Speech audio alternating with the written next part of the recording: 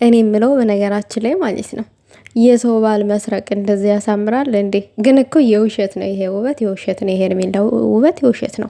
አብርሽ ደግሞ ከውሽማው ጋራ ሲሆን አንጠባርቋል።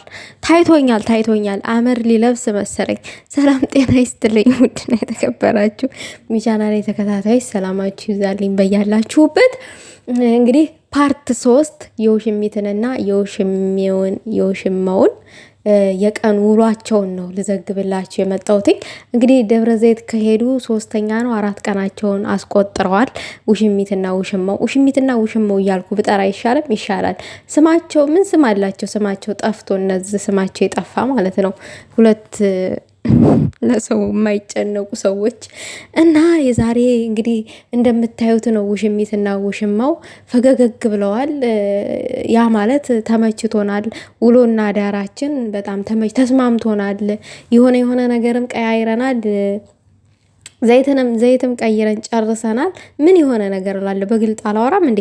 ዘይት ቀይረናል፣ ተመችቶናል። የሰው ባል ሰርቆ መኖር ተመችቶናል። ስለዚህ ምቾት ላይ ነን እያሉ ነው አብርሽና ውሽሚት ሄርሜላ ማለት ነው። እና በዚህ መልኩ ፈካ እያሉ ነው። ጋሽዬ እዛ ሩታን ይለምናሉ። ሩታን ስለሚወዷት እኮ ነው ጋሽዬ የሚለምኗት። አብርሽ ግን ምን አገባው? እሱ እዚህ ጋር ፈልሰስ እያለ ነው ከውሽሚት ጋራ። ውሽሚት ትኑር እንጂ ሩታ ኖረች አልኖረች ለሱ ምንም ግድ አይሰጠውም። ምንም ግድ የሚሰጠው ነገር የለም።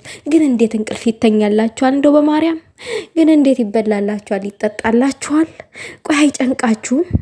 አይኮሰኩሳችሁም? አይደብራችሁም? እኔ በጣም ጨነቀኝ ለእናንተ ዝም ብዬ ሳስባችሁ። የምር እንደው ሩታ እንደው አሁን የወሰንሽው ውሳኔ በጣም ተመችቶኛል። ሂጅበት። ማንም ሰው ወደኋላ እንዳያስቀይርሽ ይሄንን ሀሳብሽን ማንም ሰው እንዳያስቀይርሽ። አሁን አብርሽ በቀል ነው ያዘው አይደለ? የበቀል የመልስ ምት ግን ሩታ አሁን ያልሻትን ያሰብሻትን ይችን ነገር ወደኋላ እንዳትይ፣ ማንም ሀሳብሽን እንዳያስቀይርሽ። ማንንም ወንድነትሽን ማሳየት አለብሽ። የሴት አንበሳነትሽን ማሳየት አለብሽ። የማንንም ዘልዛላ ጋር ሲንዘላዘል ኖሮ እዛ ማለት ነው መጥቶ እንደገና ከአንቺ ጋራ ይቅርታ ምናምን በይቅርታ የሚታለፍ ጉዳይ አይደለም። ትዳር ህይወት ነው። በህይወትሽ ላይ ነው ቃቃ እየተጫወተ ያለው። ስለዚህ መወሰን ያለብሽ አንቺና አንቺ ብቻ ነሽ ሩታ። ይሄን ነው እኔ ማለት የምፈልገው።